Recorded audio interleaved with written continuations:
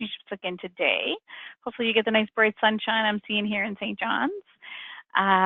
So client relationships are something we chatted a little bit about before, and we started to get into some concepts around who's your client and what creates an excellent or maybe not an excellent customer experience.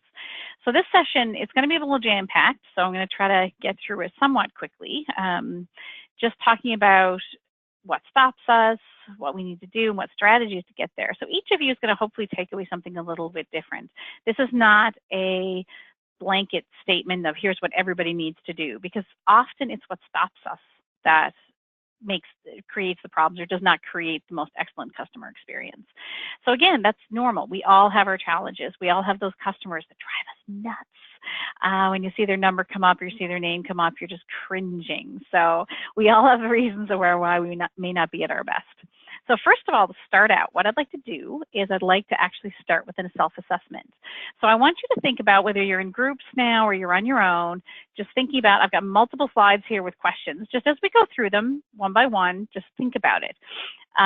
You don't have an assessment sheet in front of you, so just make note of a concept or an idea that maybe you're not doing as well, or you don't have a strength in, or if you do have a really big strength in something, maybe it's something to write down, like I'm really good at that. So I can almost guarantee if you're really good, not everybody probably is in your team or your work environment. So maybe if you're good at something and they're not, maybe you can actually help and mentor them through that, okay? So to start out, I'd like to start with I feel that it's important for me to give my customers an understanding depth. The first slide, I'm just going to have just what's your concept, what's your idea, how do you actually present, how do you think before you talk to a client. You'll see up top, you don't have to rate them this way, but you certainly can. I'm really looking for you to think about what's really strong. So what's an S, right? Where are my strengths and where's my improvement opportunity, which is the I. But anyway, so either way, you can think about it. So I'm the primary person who'll be working with them to solve their problem or answer their questions. You know, is that something where that's a strength of yours? You're going in with that problem-solving perspective. I'm a member of a team who diligently works together on behalf of our customers. Is that something that's a strength? Or is it something that maybe the team or your membership in that team needs to improve a little bit? We have a process in place in the event that I don't have an answer or ready solution, and I'll use it. So do you feel prepared? Now, some of you may be working at, for 20 odd years in the industry and you may feel very prepared. Maybe think about your colleagues as well. If they're newer, do they feel prepared? I'm responsible to see that my customers' issues or problems are addressed, whether or not I'm the one with the answer. So are you about, again, solving problems and getting to the answer? And I want to deal with my customers' issues correctly the first time. Okay, so those are things that you firmly believe in. If there's anything there, again, as a strength or an improvement opportunity. Now, we're going to do a little bit more. I manage the stress of my job well, even when things get tough. I'd say many folks are challenged with that, but just think about it. Is that something you need to improve, or do you really do that well and you can help others? Because I guarantee you this one is affecting a lot of people on most teams these days. I'm efficient in all aspects of my job and handle my time well, so time management. I have patience, even when customer actions are difficult. I try to be, personally. I know when I'm not being patient. I'm sure it comes across not always in the most positive way. So over the years, I've definitely worked on that one. I show respect for my customers and my coworkers. I have a positive attitude and look about my job, my customers, and my organization. So if I'm showing up in a positive way, and it's funny, I had a discussion with my husband about this, what's a negative attitude versus a positive attitude? Because he'd always say, it's a realistic attitude. If anybody can relate to that, let me know in the chat.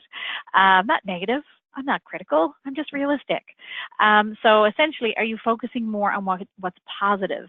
When you think about all the things we have in the world, all the things you have in your work environment, are you mostly focusing on what's not right, or are you mostly focusing on what's positive, right? Again, you need both, but having that positive attitude. I sound and act confident in my abilities to do my job and in my interactions with my customers and coworkers. And again, if you're very new, If you're not, that's okay, but it may be something to help build that confidence. I effectively discover and try to understand my customer's point of view. So I discover it and I try to understand their point of view. I know how to recognize the signs of emotional communication. So when there's anger, fear, or guilt in yourself or others. All right, last one here. And then I want to reach out and I'm going to get you guys to maybe talk to me about some of your strengths and some of your improvement areas. I know ways to diffuse a customer's emotional charge and move the interaction to a problem-solving process. And we're going to talk about that a little bit today because it's not always an easy thing to do. So someone's connecting with you about their renewal, their claim, some issue with their policy, whatever the heck it is, they're coming in emotionally charged. So how do you actually take them from there, which is emotional, to more of a logical solution-solving process? I don't add to an emotional interaction by reacting emotionally to it.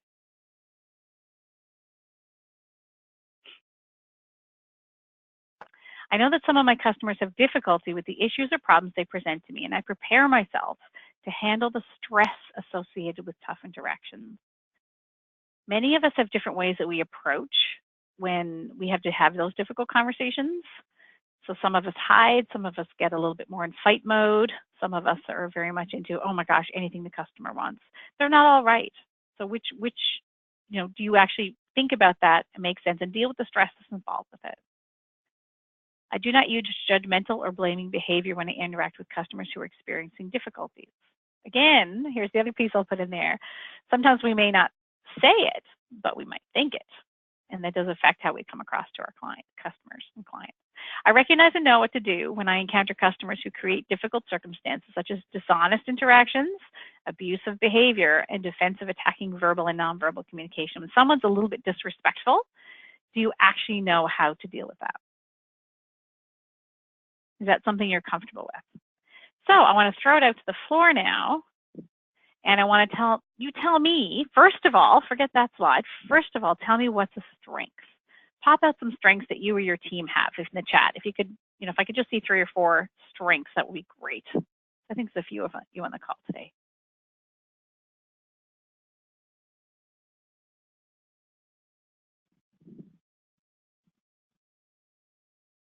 What are some strengths? Great listeners, nice.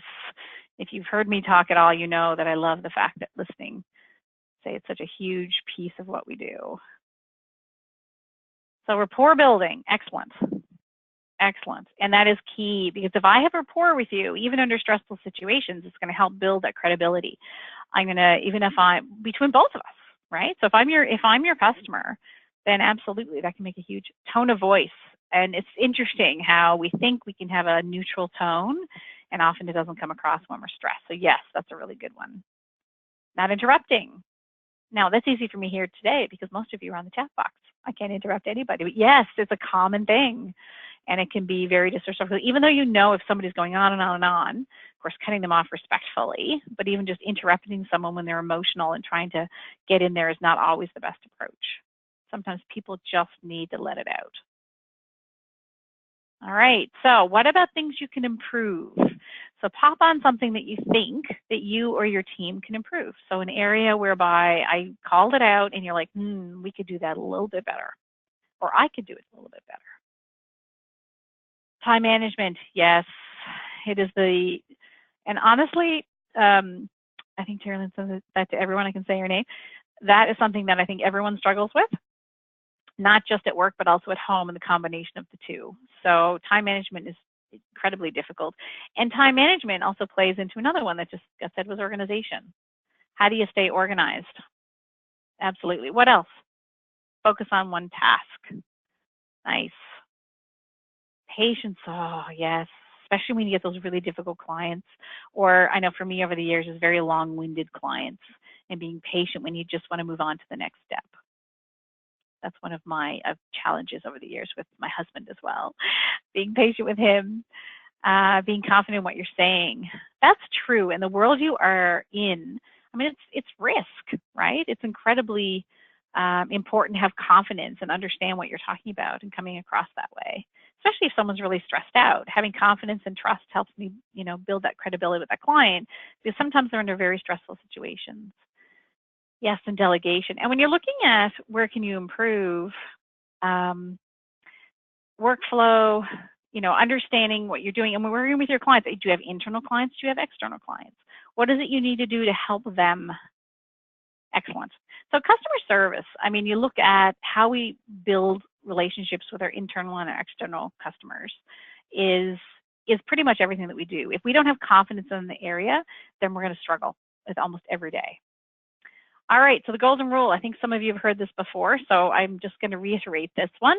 The golden rule is something whereby we have to look at ourselves when we look at all these components with regard to customer service. It's not just about that difficult customer. So when I'm working with others, I grew up with the saying, do unto others as you would have them do unto you. So I might be a customer who goes in there, I just want to know the data, I just want the logical assumption, and I want to get out of there. I just want to get in, I want to get out. Okay, that isn't how I am, but let's just say I am. I want to go in and do that. So if I do that with every customer that comes through, I'm a little cutting, I don't talk, I don't chit chat, I don't do any of that stuff.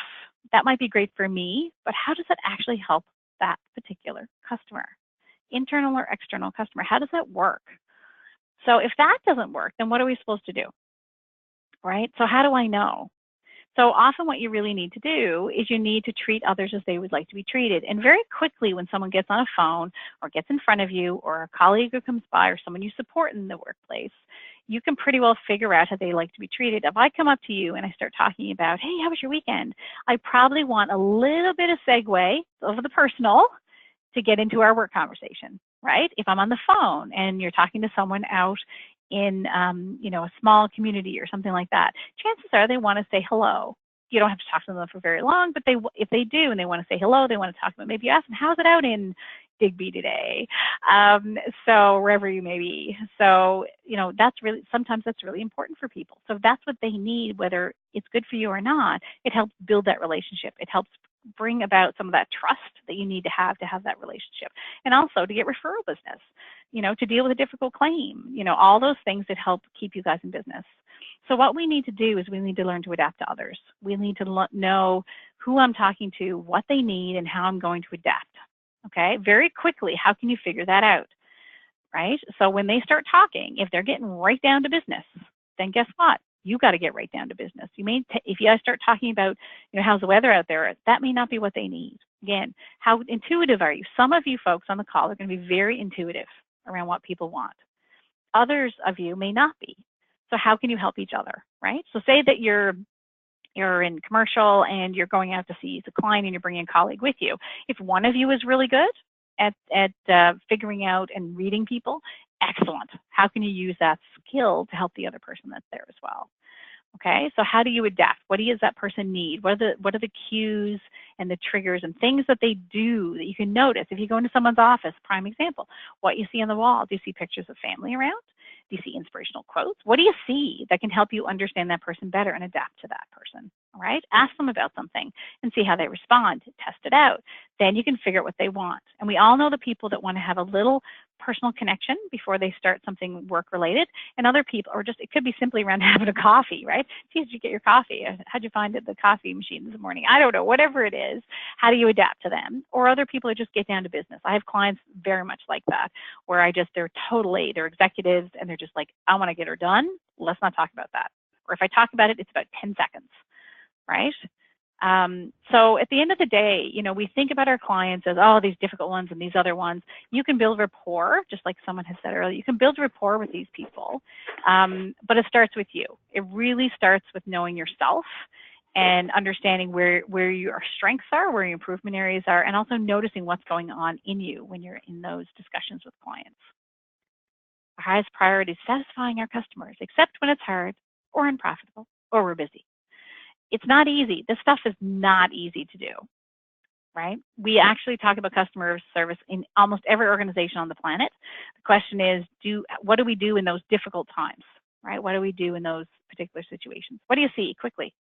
What's the first thing you see? Type in the chat. A face. tree, person, face, and actually someone can put on mute there. I'm getting some feedback. If someone can put make sure they're on mute, so I can hear some people talking in the background there. Face, bird nest. It's amazing how quickly we all see something here. And what do you see first? And what does that really mean? So if I see a face and you see birds in a tree, what does it matter? Just write something. What does it mean? Just put it in the chat. What does it mean? What does it matter? Perception, exactly. We all see the world differently. We all see the world in a different way. And I've talked to you guys about this before if you've been on many of the calls. So how we see the world is not a judgment on that. If I see a face or I see birds in a tree, it doesn't really matter, no, but really understanding that we do see the world differently, right? We need to understand what other people are seeing and not judging people for that. Thank you for calling customer service. If you're calm and rational, press 1. If you're a whiner, press 2. If you're a hothead, press 3. Wouldn't that be amazing? I think it's one of my favorite slides of all time. I think everybody in the world can relate to this one. Wouldn't that be excellent if you knew number 3 was coming through? You could prepare yourself. You could be ready. Not easier said than done, right? So understanding you, we all have these different perceptions. We all have these different ideas. We all come in with different things. So what that means is that we're going to possibly rub each other the wrong way. There's going to be something that someone else says that's going to tick you off. So everything that irritates us about others can lead us to an understanding of ourselves. And I put that up on a slide, I think, last year. So what does that mean? So if I'm ticked off at you, whose fault is it? Whose fault is it?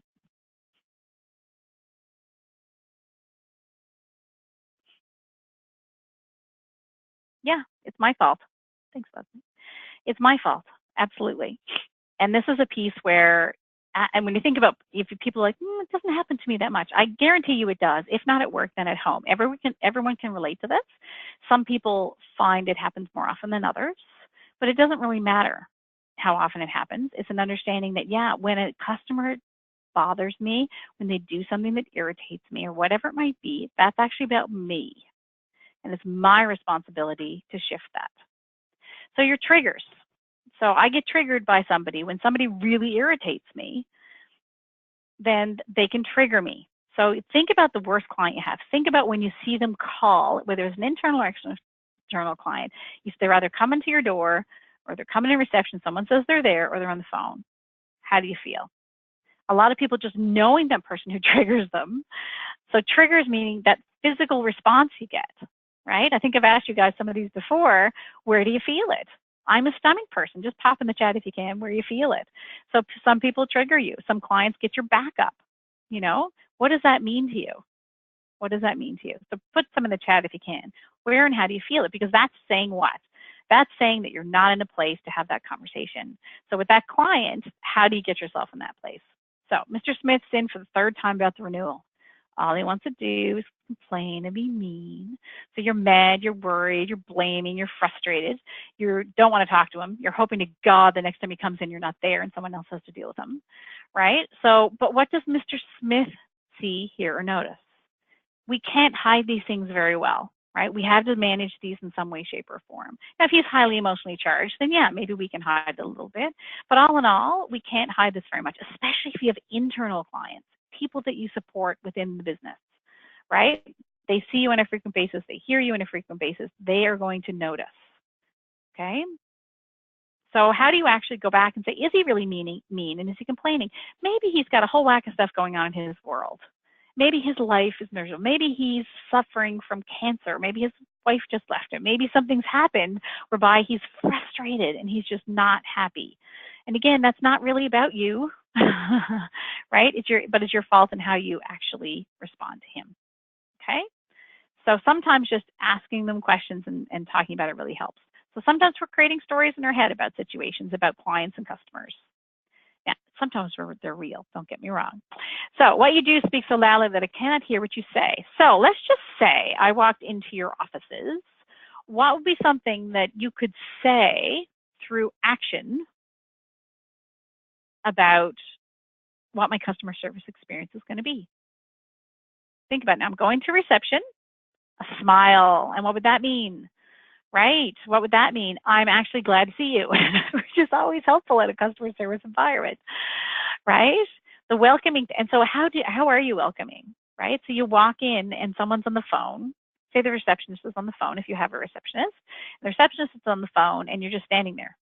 There's no eye contact, there's nothing. How welcoming does that feel, right? So it's not the fact that the person's trying to be rude, but in its own way, the actions are speaking that. Perception is reality, right? So how do people, when they walk into your organization, when they call your organization, what are the actions that you're showing them, and what does it actually say? Single biggest problem with communications is the illusion that's taken place. A lot of times we think that we're doing something that actually isn't working. So from a customer service perspective, how many times has it happened where, you say something, I told him that. I told her that. That client knew that. I actually did say that, right? Oftentimes clients will say they have a bad experience. You're like, hold on now, we smiled, we said hello, we talked about what they had to do, and they walked away. I don't understand. I've had that happen myself, where it's like, what? How is that possible? And oftentimes it's because we think how we communicated in our head, so how things are processing in our head is actually coming across to the other person, right? So how do we actually change that? You can notice it sometimes. Sometimes you can notice the person doesn't seem, you're all thrilled, that's all solved, and the person doesn't seem quite right, right? Maybe there's something there that their reaction to something isn't quite what you expected. So how do you, if they go, they might tell you and say, oh, that's excellent, I've got everything I need. How do you figure that out? So, how did we service you today? What's your takeaways, or what do you need to do next now? Or what do I need to do next? Let's confirm what I need to do next and what you need to do next. Like, how do you confirm understanding before you actually leave? And the impact of is so easy, right? Does the person seem on edge? How do you ask them? You don't seem, comfortable with that. What can I help you with here? What other support can we give you, or what other help can we offer? Okay, so notice the impact. The way we show up is extraordinary, okay? So how we impact other people is amazing. How we show up. Is you're mindful. Did you just come out of 2 meetings? You've got 18 different calls to make to clients, and all of a sudden this client's coming in your office. Is your mind full? Are you actually full of things and you're sneaking it in, and you are not going to be paying the attention to this person that they deserve? Or are you more relaxed? So as in my role, so often I have lots of coaching clients. So if I'm coaching someone, as an example, sometimes I'm going from meeting to meeting, and I'll have these difficult meetings that I have with other clients, and all of a sudden I'm going to a coaching conversation. It's really not right for me to run into that with all my mind full of all the other things. Even if I just take 90 seconds to breathe before I go in, how do I create that clear mind where I can actually listen to the person in front of me? So a person mentioned on the chat there earlier about building rapport. So how do you actually build rapport with people? Okay, so these are not rocket science, but it's just something to kind of start thinking about if you haven't in a while. The customer is the person and the reason you're here. So this is a person, this is the reason you exist, this is the person who pays your check, essentially. How do you see it from their perspective? So what is it you can learn about them, right? Don't judge them. The minute you start judging, it's going to show. And I don't care what anyone says, they can hide it. No, you can't. If you start judging them, don't judge them for what they're doing. Don't judge them what they're saying. If it's an internal client, maybe they're coming to you with similar things all the time and it's driving you nuts. How do you understand their situation more, right? How do you just listen and ask the questions? Validate any concerns or issues if valid, right? Like if they've waited a while for something, someone hasn't gotten back to them in a week, how do you actually validate that? That's not normal for us, right? I'm really sorry that you had to wait that long, and I promise right now I'm going to get this solved for you. I'm going to get the answer for you. How do you validate any concerns, right, or issues? Maybe it's with regard to something else you did. So how do you own that? And as long as respectful, let the customer let it out. How do you let them talk about whatever they're talking about? Because let's face it, the happy customers, they're not the difficult ones, right? The ones that sometimes have an irritation or are constantly being critical. Sometimes they just need to be heard. And I think we can all relate to that in some way, shape, or form. And listening. And what does listening really mean? Right? We've talked about active listening before. This is like somebody mentioned it early on, this is one of the prime things within customer service. How do you actually actively listen? So if you think about actively listening, can you tell me about, just pick your brain now, think about a customer, how, if you're in front of one or one's on the phone, how do you show them that you're listening? Tell me a couple of things. Eye contact, absolutely. If it's in person, absolutely eye contact. Responding. So what about how would you respond? Here's a question. So if the person's talking, how would you respond? How would you respond on the phone? What could you do? Yes, you can do nodding, absolutely. What about on the phone?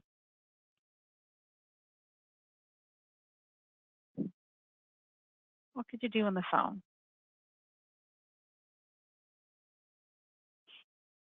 Yeah, it could be repeat what they say. That's nice. I mean, two of you said that. Excellent. Yeah, repeat what they say. It could be, okay, here's what I'm hearing. Okay, so just let me make sure I understand.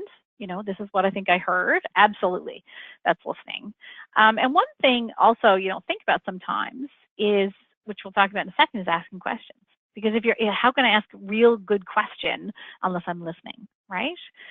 So paraphrasing, acknowledging, asking questions. Don't interrupt, which you said before, you know, people have said, and respond appropriately. So, do you remember what this is? See if anyone remembers this from another session I did. Relates to listening. Why am I talking? Yes. And I'm sure, I think it's Rhea. I'm sure you would appreciate the fact of why I'm bringing this up again. So essentially, this is one of the top skills for anyone, period, in the workplace. Why am I talking? How am I going to learn about my customer? And you can use this as leadership as well. Leadership and customers are the two main pieces here, right? So why am I talking? If I'm in with I've been with people as a consultant and gone in, and the person, you know, the other consultant will just talk, and I'm like, what are you talking about? The person, they don't want to sit there and listen to you. You could have written that in an email. How can you learn more about your client? How do you learn more about that customer? Because the more we learn about the customer, we build credibility, we build that trust, and we just learn more, right? How to better meet their needs. We can also learn about an opportunity. Maybe there's some other type of risk that we can help minimize in their world. Maybe there's a referral business that can be there. So unless they're talking, we can't learn any of that. So again, listen to yourself. How much are you just talking and how much are they actually listening? So, and we've talked about this before. So different types of questions. So closed questions, right? Yes and no questions. What, you know, how far am I going to get if I keep asking those types of questions? And it's a great exercise. And I've done this a lot in different types of sessions. And I did it recently in a customer service session. And I said, you know, just ask questions that are open-ended, right? So if they're closed, there's leading questions. I'll talk to that next. But open-ended questions.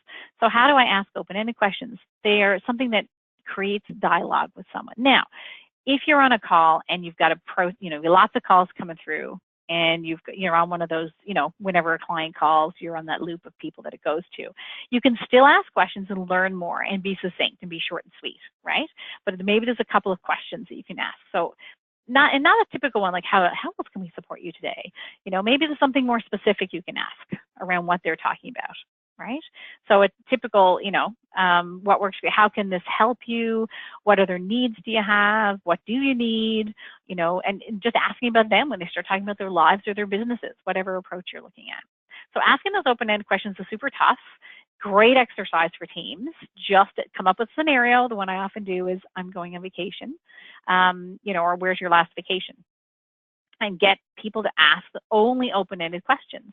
And it's really tough, but it's really important to start using those questions, okay? Oh, here's a good one. So tell me now, what makes our customers angry? List off a bunch of things now that you think make your customers angry.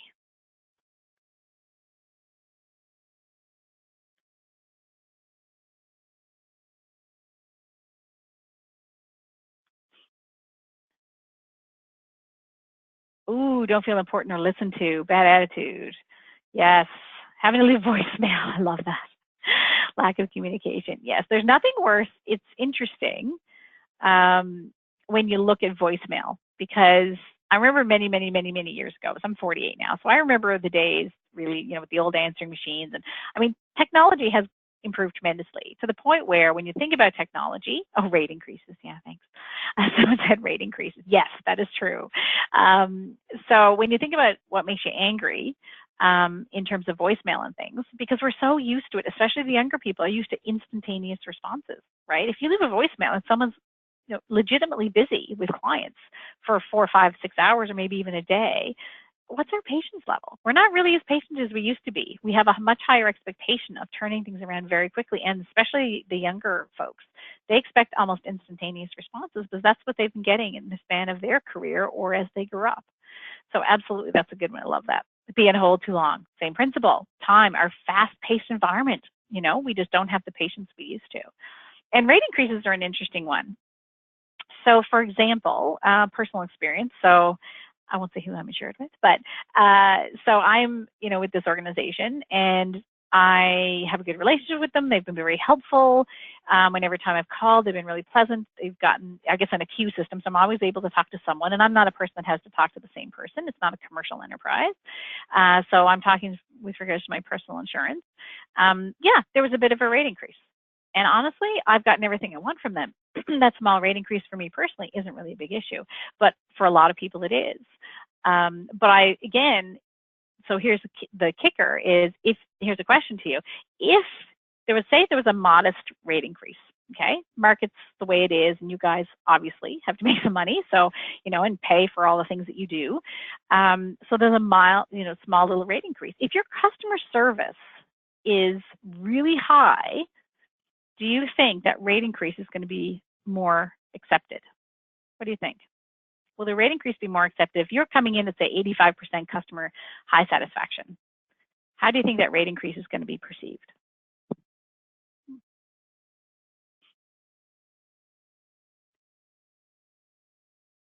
Honestly, you know, sometimes it's no different sometimes when people talk about their pay. People talk about compensation. And when I work in that world, I say to people, look, if I like my employer, this is exactly the same principle in customer service when I used to work in a large enterprise. And then when I switched to HR, at that time, I was going to human resources, about 12 years into my career from working in, you know, leadership and business. And I kind of was like, oh no, what if they're a little low in their pay? You know, what if we can't meet it?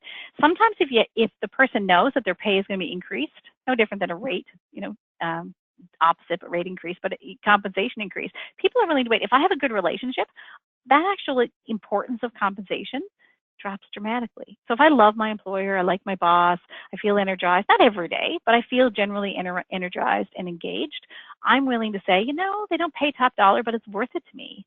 Whereas if I'm unhappy, guess what? That compensation piece goes to the top 1 or 2. Otherwise, it goes out of the top 10, it goes down to 9 or 10. So it's no different with customer service. If you feel connected, you're willing to pay a little bit more to stay with them because you trust them and there's credibility there. They will absolutely pay a little more for good customer service. So well said. Thank you, Audrey.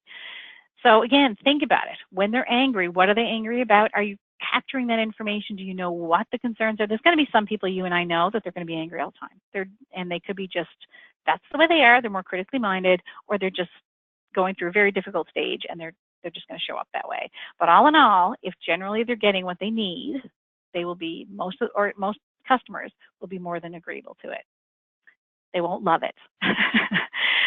First impressions. Yeah. So first impression, actually, for anyone, believe it or not, if I meet you tomorrow, so say we're somewhere and you, oh, Heather Peters, didn't you do those webinars? Yes. We met within about 1.2 seconds. We would judge each other. We would make a first impression in 1.2 seconds. So that initial impression, neuroscience says, is down to 1.2 seconds. Okay, so how quickly that happens, how quickly, the minute we answer the phone, the minute we get in front of somebody, the minute we ignore them and walk by them and don't say hello, that impression is made, and it's really hard to go back. It influences how they see you moving forward because we judge, as we talked about earlier, we judge people. Customers are doing exactly the same thing. Okay, so dealing with difficult customers. They really are the exception, not the rule. It feels like they're the rule sometimes. Sometimes you just have a bad day and these customers, or it takes the, you know how it takes the good idea? Sometimes you have a difficult customer or clients. I say customer and client interchangeably. So if I have a difficult client, I literally almost need 20 minutes to get my energy back. It's exhausting. And then at the end of the day, I'm even more depleted, right? So they are the exception though, more than the rule. And every person's different. And each time a person calls, the minute we start judging them, the more we change how we behave towards them. So if Mr. Smith is calling again and I got my back up, chances are very high I'm not going to help the situation. I'm just going to hurt the situation. And there's always something you can do. Always, always, always. There could be a different question you could ask. There could be a way you could answer something. There could be getting an answer quickly for the person, or transferring them and making sure the person's there so they don't get to a voicemail. Whatever it might be, there's always something you can do, even with a difficult client. And let them speak, and let them maybe do a little venting. Not a lot, but just let them be heard and let them know you've heard them, right? I can appreciate, or I can only guess how stressful that's been for you, right? You don't have to say that you know. You can say, oh, I can't imagine. That must have been really difficult for you and your family, or that must be a difficult, trying time for you, or whatever the heck it might be when they're venting. Assuming, obviously there's some validity to it, or it's not impact. They're not just blasting you. It could be about a process or something that happened with your organization. So are you helping or hindering, right? So is this the time where your back is up and you're not able to deal with it? Is it possible sometimes you can hand the person off to someone else? Maybe you're not in an emotional place to deal with it. But if you're neutral, let's just say, so the person's really upset, what you can't do, and I've said this before, whether it's employees or customers, if they're emotional, you cannot bring them to a logical place until they come down. So if I'm coming in super, super angry about something that happened because it meant that, I didn't get my claim put in, whatever it is, or this wasn't my policy and I thought it was, whatever the heck it is that happened, and they're really angry or they're emotionally charged in some way, you cannot talk to them logically and rationally, okay? So always remember that. So how do you meet them? How do you help to bring them down through maybe acknowledging it, or saying, I can hear the frustration in your voice. And again, if it's really bad, obviously you can try to call them back if they're being belligerent or disrespectful. But how do you bring them down? It's a really good one to practice in teams. It could be, and I don't care if you're commercial, personalized, whatever, you've got difficult clients. So how do you take an emotionally charged client and bring them down, right, to where they can actually talk logic? Because maybe what they're saying is totally logical. Maybe it's something that doesn't make any sense. Maybe they don't know the insurance business well enough that that's not covered. I mean, that doesn't make any sense. But if you come at them that way and they're emotionally charged, it's only going to feed the fire. Okay, so bring them down. Validate. I can imagine. I can only imagine how stressful that was, or I can only imagine. I can hear the anger, or I can hear how frustrated you are. Just validating their emotion can help decrease it as well. Okay. Now there's no easy peasy on that, but it's worth considering and talking about as teams. With regard to reconfirming understanding, so no matter how emotionally charged it is, how difficult it is, at the end of the day, confirming it. You're probably dying to get off the call. You're probably dying to get them out of your office or get out of their office. But again, confirming understanding, right? Making sure that, okay, so this is my role, this is your role. Okay, so I'm going to wait to hear from you. Confirming that, because especially if someone's emotionally charged, they might not even remember. And then guess what? That's your fault again. Okay, so confirm understanding no matter what happens. We make mistakes. Okay, this is from my kids' elementary school, which is why I put courtesy of, because I did take it off the wall. I took that picture when I was at my kids' school one day. And if you make a mistake, now, you as an organization probably have certain language around this, but everyone in the world will understand when a mistake's made. Okay, so the question is, how do you respond to it? So it's important to own it, take responsibility, absolutely. Say something didn't get processed in time. Say something, I don't know what the heck in your world it could be. How do you own it? Now, again, if it's something really, really big that happened, then you definitely got to check with, if you're not the top dog, then you got to go up the chain to make sure how you do that, or how the organization takes responsibility for something, for sure. But at the end of the day, if it's something small within your control or whatever it may be, how do you own it? How do you say, that was late getting to you? Yeah, that's on us. Absolutely. But here's how we're going to fix it. Has anyone here ever had something where somebody made a mistake? So say you were ordering something or you're doing something and they made a mistake and then they fixed it. So think about that. So if you've had that happen, how many people have it's actually become a good experience? Anyone ever found that they felt better about the organization after a mistake had happened? Yeah. So I got a bunch of yeses in there. So absolutely. Like I've had times where I've ordered something online. I remember, I think it was Ella Bean or something, and I ordered it and it was a mistake and I got it and I called them. Man, that was the best experience I've ever had. I was actually smiling when I got off that phone. I felt wonderful. I was skipping around in my room. I remember going, wow, that was amazing. They owned it.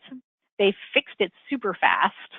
They actually changed, there was something wrong with the way it was set up in the system, so they fixed that. So it was incredible how they did that. And honestly, even with the exchange rate difference, I would even consider calling them to see if I could get some more things ordered for them because of that. So I would pay a little more to work with them because I know if there's a mistake, it's not going to be a nightmare to fix it. Okay, I mentioned paraphrasing understanding. So in dealing with conflict, you know, one of the things here is sometimes it's not about being right. You really got to think about what's your own personal perspective on conflict. Okay, some of us are more naturally with conflict geared to, wow, this person's really not, like, I'm right, they're wrong. I got to prove to them that I'm right. Okay, some other people are a little bit more into avoiding. Some other people are around, the customer's always right, so I have to do everything possible, sometimes to a fault, right? Other people are around negotiating with clients. So what is it that, you know, what type of conflict scenario do you think about? Do you try to avoid conflict if it happens? Do you hide? Do you pray it goes away? Are you someone who's potentially, you know, we all have a style, a natural style. We should be able to do all of them. There should be times when we should be able to, ooh, wow, this is emotionally charged. I'm going to step back. We're going to avoid this now. I'm going to call this client again tomorrow, right? I'm going to stand back and do that. But again, you know, you got to think about what you are. Right? When you naturally are, do you avoid? Do you compete? So do you go in with a bit of a fight on your hands about being right? Or do you actually accommodate probably to a fault? Okay, so we all kind of lean one direction or the other. I definitely have accommodated to a fault personally. So think about that yourself. How do you personally deal with conflict? At the end of the day, you still have to look at the customer relationship. That relationship is important because if I go in and I over accommodate, yes, the customer relationship is important, but what does that do? It sets a standard, right? If I go in and maybe avoid it for a day, but if I don't get back to them first thing the next morning, that could affect that customer relationship. If I compete with them, what are the chances are? They might agree that I'm right, but will they ever come back again? Maybe not. Will they tell their friends? Probably they will, and it might not be in a positive way. So listen first, talk second, just like we talked about already. Now the facts, if the person's, say, like, look at 3 and 4. So validate the emotion, make sure they're at a logical, they're thinking clearly, you can set out the facts. So, you know, Mr. Smith, here's my understanding of what happened. Correct me if I'm wrong. Boom, boom, boom, right? Set out the facts. If Mr. Smith is having a conniption on the other end of the line, here's the fact, Mr. Smith. I don't think that's going to help at all. But anyway, so those two kind of play together a little bit. Verify understanding, which we talked about. There's always common ground. Always. There's always something that you agree on. No matter what small argument you have with anybody in the world on anything, there's always common ground, right? What do you actually both agree on? Do you both agree that he says something was late getting to you? Yeah, I agree on that. Another piece is, you know, we agree on this piece. You know, we definitely agreed on this in our meeting, right? We agreed that we were going to have that the premium was going to include these particular areas or this or that or whatever. So is there agreement that you can come up with? Is there common ground you can find, right? And then how do you solve the problem, right? Be the problem solver. Sometimes like, oh, sorry, we can't do that. Oh, sorry, we can't do that. And the client feels or the customer feels that they have to solve all the problems. Well, can't you do this and can't you do that? How do you actually become a problem solver? When you can. You guys have guidelines. You're in very strict environments sometimes. But what is it that you can do to help solve the problem and generate some ideas? Okay, or maybe leave them and avoid it for a day. Say, look, I'm going to have to call you back and think about it if there's anything we can do, and then get back to the person. Okay, how do you actually be that problem solver? So be curious and not judgmental. Ask the questions. Ask the person, you know, sometimes it's amazing. We think we have to go 150% for this client. And if you say, you know, what would help solve this for you? What do you really need here from us? Like, how can we help? Right? So say something's gone off the rails. What can we do now to get this back on the rails? Sometimes there's not as much as you think. So ask the question. Get to know what they want, what they need, what's wrong. You know, how can you make that a better experience? Last couple of things here now. How are we for time? We're usually right on. I tell you, I'm never judging time very well for those people at time management. I'm going to skip this. Well, I'm going to say one here. I'm just going to do a quick scenario, and then we'll finish up. You can't change someone's mind until you know where their mind is. Okay. Number 3, I'm going to pick out for time. Enter a dialogue assuming that the other person's unaware of how his or her actions came across. Sometimes with clients, they come across really strongly. And sometimes it's easy to get our backs up. But I can probably guarantee you the person isn't intending that a lot of the time. Sometimes they have things going on where, or maybe they're just coming across that way, but their intention may not be to get you angry, right? People don't walk into, these conversations saying, I'm just going to get this person riled up today. Assume the person doesn't know. Sometimes I've had some really, really sort of difficult clients, and I actually go in and then I start, not making jokes, but I sort of try to liven it up a little bit, like try to pretend that that wasn't a really kind of half-rude comment that came out. So, kind of change tactics or whatever. Some people might be very good at that. So how can you learn from them? How do you actually make the assumption and don't assume that they know how they're coming across and that they're under a lot of stress, right? We all know our lives. So when someone's calling about something on the phone or they're coming into your office, they could have a whole lot going on. So assume that. It helps take the sting of it out of it sometimes if they're really difficult. Okay, very quickly, let's pick one. This will be our last thing we'll do for time. All right, I'll pick an easy one. So scenario number one, think of one of your most challenging customers. So think right now in your head one of your most challenging customers. You happen to be coming in from another meeting, or you're coming in, or it's first thing in the morning, and you're in reception. And the person says in a very loud voice, louder than normal, says, I have something about my renewal claim to talk to you about, and while pointing their finger. So, what do you think you can do? What do you think you should do?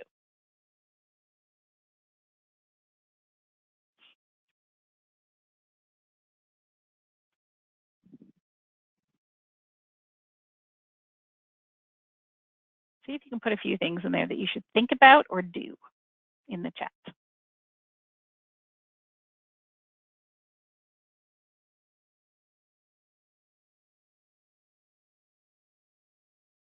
Okay, so let's go talk about it then, see what we can do. See if you can fix it, diffuse the situation. Yeah, and Kimberly said diffuse the situation. So how? Again, sometimes people might not know they're coming across that way. Yeah, a good point. Someone said about taking them out, make sure they come out of reception, right? Because you don't want all these other people getting influenced. Have them take a seat or pull them into an office next door, right, and see what's going on. And acknowledge to them, and that, oh wow, okay, let's figure this out and move to a quieter location. Absolutely. And the key there is, think about it. Now you're coming in, you're having it, say it's first thing in the morning, and all of a sudden that could really put you off. But again, that's about you, right? What's going on in your head? You know, here we go, right? Or you're like, wow, how can I help this person? Very different perspectives, right? So understanding that when people come in stressed like that, again, it's not about you. It's really not. Even if you had something to say, play out in terms of their policy or whatever the heck it is you're working with them on, then it doesn't mean you have to show up that way. Okay, so yeah, just a couple of great suggestions there. So again, I think with this customer service piece, you can control a lot of this. This is not, yes, there's difficult clients. Yes, we all have them. You can come up with absolute scenarios that can be scenarios, thoughts and ideas that can actually help you control your own emotions, ask the right questions, and be open to listening. And ask yourself, why am I talking? So how can I learn more about this person? How can I bring them down from the emotional situation they're in? How can I validate some concerns if possible? How can I make this, if it's a bad experience, come on, we know. When we see something like in the second scenario we're going into, say somebody did make a mistake. How do you make this a good experience either way? Because we've all been there. So in terms of, I'll just say, I'm just going to flip back and forth there. So you guys now have a little bit more. Now, a lot of the stuff you already knew. I kind of tried to help pull it in together in a sort of 1 45-minute slot, which is challenging.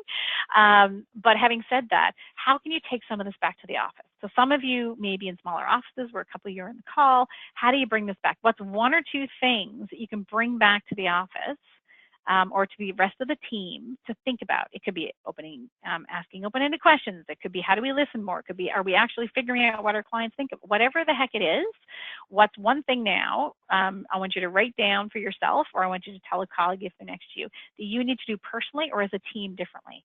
Okay? Any takeaways, please let me know. It's a very broad-based presentation I gave today, so hopefully it was helpful. Please let me know if there's anything specific. Or if you want to put in there what you want to take away yourself would be great, but no obligation. All right, last thing I'm just going to put on there, I just want to say, so supporting the shift, how do you actually figure out how to make, well, that's, don't worry about that too much, but how do you actually make a difference for your team?